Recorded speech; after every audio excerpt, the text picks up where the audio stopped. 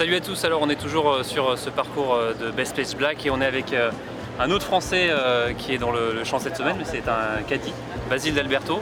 Tu connais Rich Beam cette semaine? Ouais. Question toute simple, est-ce que c'est un des parcours les plus durs sur lesquels tu es dû évoluer et reconnaître et cadayer? Ouais, j'avais eu la chance de cadayer pour Jeff Luquin ici en 2009 à l'US Open. Ouais. Et on avait passé le cut, on avait fait 4 tours. On avait eu une semaine question météo qui avait été un gros challenge parce qu'il avait plu beaucoup. On avait terminé le lundi. Parcours très long. Il y a un stretch du 7 au 12, c'est des par 4, on ne peut pas trouver plus long.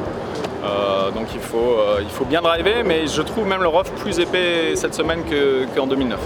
Donc pour être très franc, si les joueurs jouaient tous les départs du fond cette semaine et avec un peu de vent comme on a eu aujourd'hui, le par pourrait gagner le tournoi. Donc voilà, ça veut dire beaucoup de choses. Alors est-ce que tu peux nous montrer un peu ton carnet de parcours? Voilà, ça c'est 2009.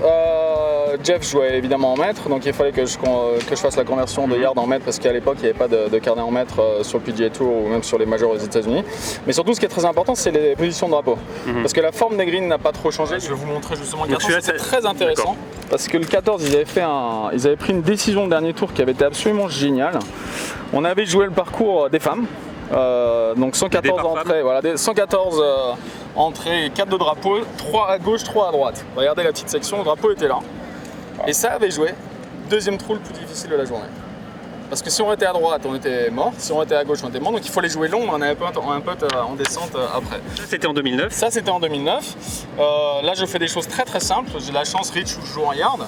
Donc toutes les distances entrée de green, je les surligne en rose et toutes les distances depuis le départ sont mises en vert pour que ce soit très visuel pour lui et qu'il ait la formation le plus facilement possible. Et je fais ça absolument sur tous les trous.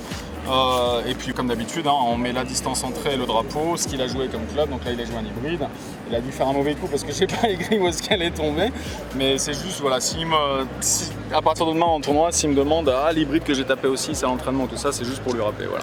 Le cadet va encore plus aider sur ce genre de parcours pour remettre son joueur un peu dans le droit chemin. Faut trouver les bons mots sur les. Faut rappeler les lignes. C'est-à-dire que si ton joueur sort d'un bogey un peu débile quelque part, un mauvais chip de pote alors qu'il était du bon côté et que ça le titille, que ça l'énerve un peu, il faut juste rappeler voilà, c'est ta ligne de départ, refocaliser sur la ligne de départ parce que c'est capital de prendre les fairways. Donc si après un bokeh stupide, il drive dans le rough, ils peuvent perdre patience et ici perdre patience c'est pas possible. Voilà. C'est un parcours qui use psychologiquement si on fait. Il usera bien sûr, c'est un majeur. Et c'est plus, c'est mon 3e USPGA sur ces 4 dernières années. J'avais fait Baltusrol et Quail Hollow.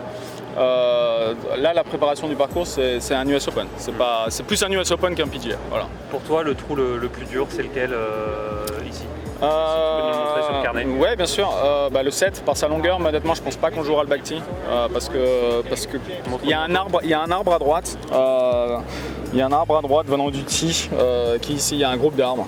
Donc vous voyez 302 yards au carry du départ du fond pour passer à gauche des arbres. La majorité des joueurs vont être à 285, donc ils étaient bloqués par là.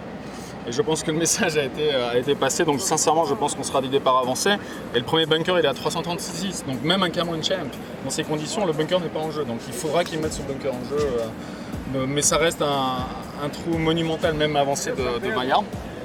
Parce que la majorité des joueurs, je parlais avec Francesco Molinari hier, il avait un plein bois 5 et il arrivait en train de green, donc c'était même un bois 3 pour le milieu de green. On parle de ces joueurs-là, de ce calibre-là, des top 10 mondiaux, qui prennent des bois 5, des bois 3 en deuxième coup sur des par 4. Voilà, c'est pareil au 12. S'ils prennent le fairway un peu à côté droit du fairway, ils auront un bois 5, un bois 3, et pour eux ça fait bizarre, parce que ça arrive qu'en majeur. Voilà.